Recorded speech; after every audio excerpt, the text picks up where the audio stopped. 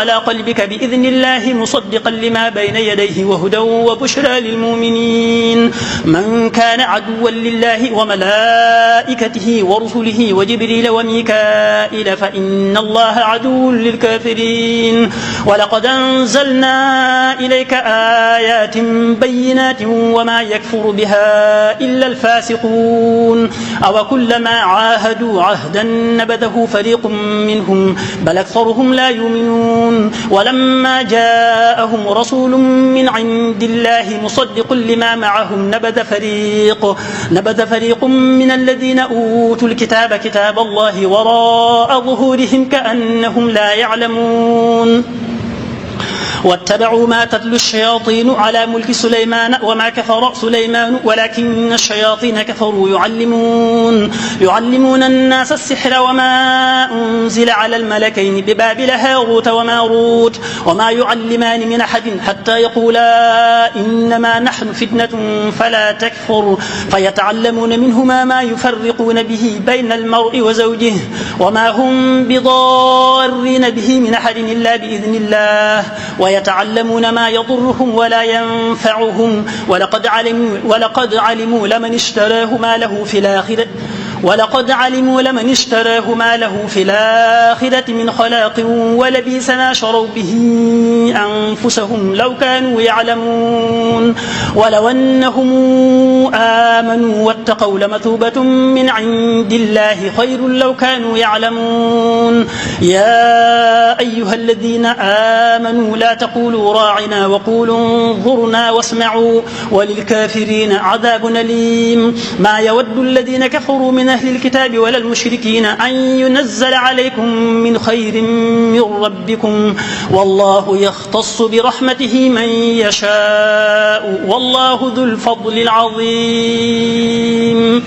ما ننسخ من آية أو ننسها نات بخير منها أو مثلها ألم تعلم أن الله على كل شيء قدير. ألم تعلم أن الله له ملك السماوات والأرض وما لكم من دون الله من ولي ولا نصير. أم تريدون أن تسألوا رسولكم كما سئل موسى من قبل ومن يتبدل الكفر بالإيمان فقد ضل سواء السبيل. ود كثير من أهل الكتاب لو يردونكم من بعد إيمانكم كفارا حسدا من عند أنفسهم من بعد ما تبين لهم الحق فاعفوا واصفحوا حتى يأتي الله بأمره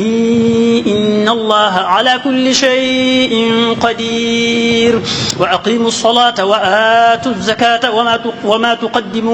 وما تقدموا لأنفسكم من خير تجدوه عند الله إن الله بما تعملون بصير. وقالوا لن يدخل الجنة إلا من كان هودا أو نصارى تلك أمانيهم قل هاتوا برهانكم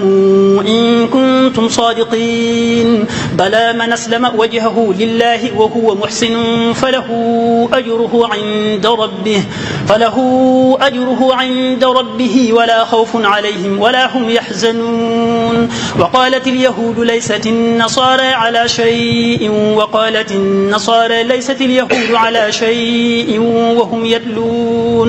وهم يتلون الكتاب كذلك قال الذين لا يعلمون مثل قولهم فالله يحكم بينهم يوم القيامة فيما كانوا فيه يختلفون. ومن أظلم ممن منع مساجد الله أن يذكر فيها اسمه وسعى في خرابها أولئك ما كان لهم أن يدخلوها إلا خائفين لهم في الدنيا خزي ولهم في الآخرة عذاب عظيم. ولله المشرق والمغرب فأينما تولوا فثم وجه الله إن الله واسع عليم. وقالوا اتخذ الله ولدا سبحانه بل له ما في السماوات والأرض كل له قانتون بديع السماوات والأرض وإذا قضى أمرا فإنما يقول له كن فيكون. وقال الذين لا يعلمون لولا يكلمنا الله أو تأتينا آية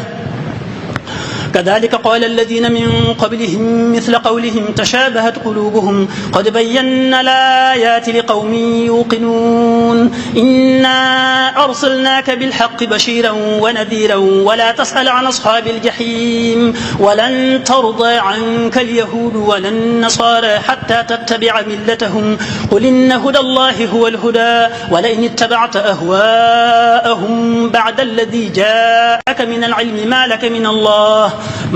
الله من ولي ولا نصير الذين آتيناهم الكتاب يتلونه حق تلاوته أولئك يؤمنون به ومن يكفر به فأولئك هم الخاسرون يا بني إسرائيل اذكروا نعمتي التي أنعمت عليكم وأني فضلتكم على العالمين واتقوا يوما لا تجزي نفس عن نفس شيئا ولا يقبل منها عدل ولا تنفعها شفاعة ولا هم ينصرون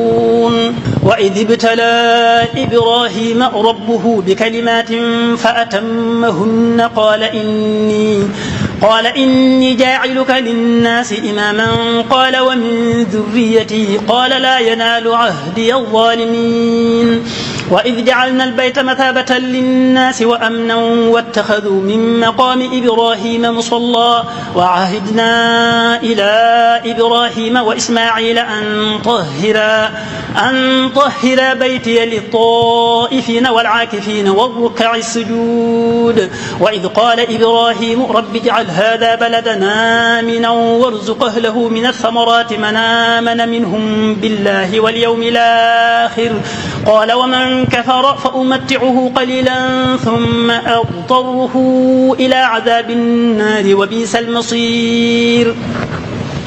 وإذ يرفع إبراهيم القواعد من البيت وإسماعيل ربنا تقبل منا إنك أنت السميع العليم ربنا واجعلنا مسلمين لك ومن ذريتنا أمة مسلمة لك وأرنا مناسكنا وتب علينا إنك أنت التواب الرحيم ربنا وابعث فيهم رسولا منهم يتلو عليهم آياتك ويعلمهم الكتاب والحكمة ويزكيهم إنك أنت العزيز الحكيم ومن يرغب عن ملة إبراهيم إلا من سفه نفسه ولقد اصطفيناه في الدنيا وإنه في الآخرة لمن الصالحين إذ قال له ربه أسلم قال أسلمت لرب العالمين وأوصى بها إبراهيم بنيه ويعقوب يا بني إن الله اصطفى لكم الدين فلا تموتن إلا وأنتم مسلمون أم كنتم شهداء إذ حضر يعقوب الموت إذ قال لبنيه ما تعبدون من بعدي قالوا نعبد إلهك وإله آبائك إبراهيم وإسماعيل وإسحاق إلها واحدا ونحن له مسلمون تلك أمة قد خلت لها ما كسبت ولكم ما كسبتم ولا تسألون عما كانوا يعملون وقالوا كونوا هودا ونصارى تهتدوا قل بل ملة إبراهيم حنيفا وما كان من المشركين قولوا آمنا بالله وما أنزل إلينا وما أنزل إلى إبراهيم وإسماعيل وإسحاق ويعقوب والأسباط وما أوتي موسى وعيسى وما أوتي النبيون من ربهم لا نفرق بين أحد منهم ونحن له مسلمون فإن آمنوا بمثل ما آمنتم به فقد اهتدوا وإن تولوا فإنما هم في شقاق فسيكفيكهم الله وهو السميع العليم صبغة الله ومن أحسن من الله صبغة ونحن له عابدون قل تحاجوننا في الله وهو ربنا وربكم ولنا أعمالنا ولكم أعمالكم ونحن له مخلصون أم يقولون إن إبراهيم وإسماعيل وإسحاق ويعقوب والأسباط كانوا هودا ونصارى قل أنتم أعلم أم الله ومن أظلم ممن كتم شهادة عنده من الله وما الله بغافل عما تعملون تلك أمة قد خلت لها ما كسبت ولكم ما كسبتم ولا تسألون عما كانوا يعملون سيقول السفهاء من الناس ما ولاهم عن قبلتهم التي كانوا عليها قل لله المشرق والمغرب يهدي من يشاء إلى صراط مستقيم وكذلك جعلناكم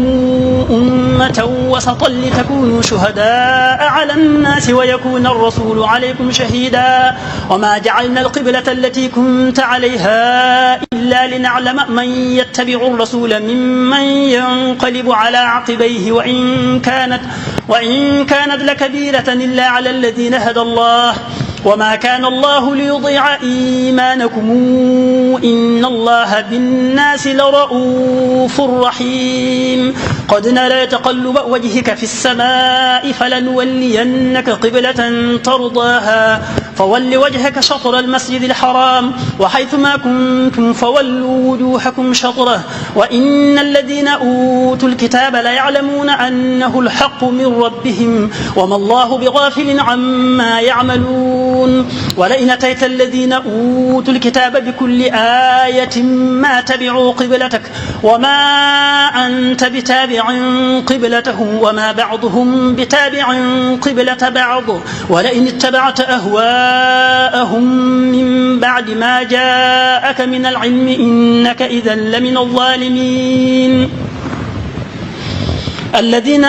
آتيناهم الكتاب يعرفونه كما يعرفون أبناءهم وإن فريقا منهم ليكتمون الحق وهم يعلمون الحق من ربك فلا تكونن من الممترين ولكل وجهة هو موليها فاستبقوا الخيرات أينما تكونوا يأتي بكم الله جميعا إن الله على كل شيء قدير ومن حيث خرجت فول وجهك شطر المسجد الحرام وإنه للحق من ربك وما الله بغافل عما تعملون ومن حيث خرجت فول وجهك شطر المسجد الحرام وحيثما كنتم فولوا وجوهكم شطره لئلا يكون للناس عليكم حجة إلا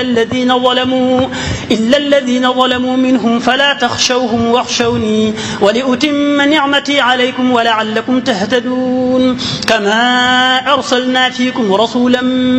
منكم يتلو عليكم آياتنا ويزكيكم ويعلمكم الكتاب والحكمة ويعلمكم ما لم تكونوا تعلمون فاذكروني أذكركم واشكروا لي ولا تكفرون يا أيها الذين آمنوا استعينوا بالصبر والصلاة إن الله مع الصابرين ولا تقولوا لمن يقتل في سبيل الله أموات بل أحياء ولكن لا تشعرون ولنبلونكم بشيء من الخوف والجوع ونقص من الأموال والأنفس والثمرات وبشر الصابرين الذين إذا أصابتهم مصيبة قالوا إنا لله وإنا إليه راجعون أولئك عليهم صلوات من ربهم ورحمة وأولئك هم المهتدون إن الصفا والمروة من شعائر الله فمن حج البيت أو اعتمر فلا جناح عليه أن يطوف بهما ومن تطوع خيرا فإن الله شاكر عليم إن الذين يكتمون ما أنزلنا من البينات والهدى من بعد ما بيناه للناس في الكتاب أولئك يلعنهم الله ويلعنهم اللاعنون إلا الذين تابوا وأصلحوا وبينوا فأولئك أتوب عليهم وأنا التواب الرحيم إن الذين كفروا وماتوا وهم كفار أولئك عليهم لعنة الله والملائكة والناس أجمعين خالدين فيها لا يخفف عنهم العذاب ولا هم ينظرون وإلهكم إله واحد لا لا إله إلا هو الرحمن الرحيم إن في خلق السماوات والأرض واختلاف الليل والنهار والفلك التي تجري في البحر بما ينفع الناس وما أنزل الله من السماء من ماء فأحيا به الأرض بعد موتها وبث فيها من كل دابة وتصريف الرياح والسحاب المسخر بين السماء والأرض لآيات لقوم يعقلون ومن الناس من يتخذ من دون الله أندادا يحبونهم كحب الله والذين آمنوا أشد حبا لله ولو ترى الذين ظلموا إذ يرون العذاب أن القوة لله جميعا وأن الله شديد العذاب إذ تبرأ الذين اتبعوا من الذين اتبعوا ورأوا العذاب وتقطعت بهم الأسباب وقال الذين اتبعوا لو أن لنا كرة فنتبرأ منهم كما تبرؤوا منا كذلك يريهم الله أعمالهم حسرات عليهم وما هم بخارجين من النار يا أيها الناس كلوا مما في الأرض حلالا طيبا ولا تتبعوا خطوات الشيطان إنه لكم عدو مبين إنما يأمركم بالسوء والفحشاء وأن تقولوا على الله ما لا تعلمون وإذا قيل لهم اتبعوا ما أنزل الله قالوا بل نتبع ما ألفينا عليه آباءنا أولو كان آباؤهم لا يعقلون شيئا ولا يهتدون ومثل الذين كفروا كمثل الذي ينعق بما لا يسمع إلا دعاء ونداء صم بكم عمي فهم لا يعقلون يا أيها الذين آمنوا كلوا من طيبات ما رزقناكم واشكروا لله إن كنتم إياه تعبدون إنما حرم عليكم الميتة والدم ولحم الخنزير وما أهل به لغير الله فمن اضطر غير باغ ولا عاد فلا إثم عليه إن الله غفور رحيم إن الذين يكتمون ما أنزل الله من الكتاب ويشترون به ثمنا قليلا أولئك ما يأكلون في بطونهم إلا النار ولا يكلمهم الله يوم القيامة ولا يزكيهم ولهم عذاب أليم أولئك الذين اشتروا الضلالة بالهدى والعذاب بالمغفرة فما أصبرهم على النار ذلك بأن الله نزل الكتاب بالحق وإن الذين اختلفوا في الكتاب لفي شقاق بعيد ليس البر أن تولوا وجوهكم قبل المشرق والمغرب ولكن البر من آمن بالله واليوم الآخر والملائكة والكتاب والنبيين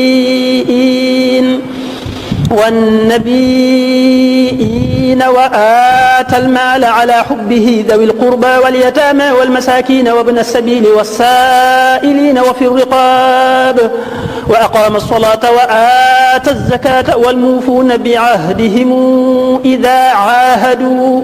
والصابرين في البأساء والضراء وحين البأس أولئك الذين صدقوا وأولئك هم المتقون يا أيها الذين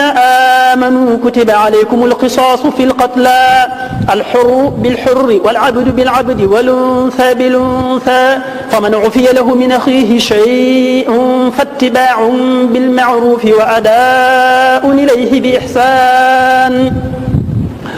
ذلك تخفيف من ربكم ورحمة فمن اعتدى بعد ذلك فله عذاب أليم ولكم في القصاص حياة يا أولي الألباب لعلكم تتقون كتب عليكم إذا حضر أحدكم الموت إن ترك خيرا الوصية للوالدين والأقربين بالمعروف حقا على المتقين فمن بدله بعدما سمعه فإنما إثمه على الذين يبدلونه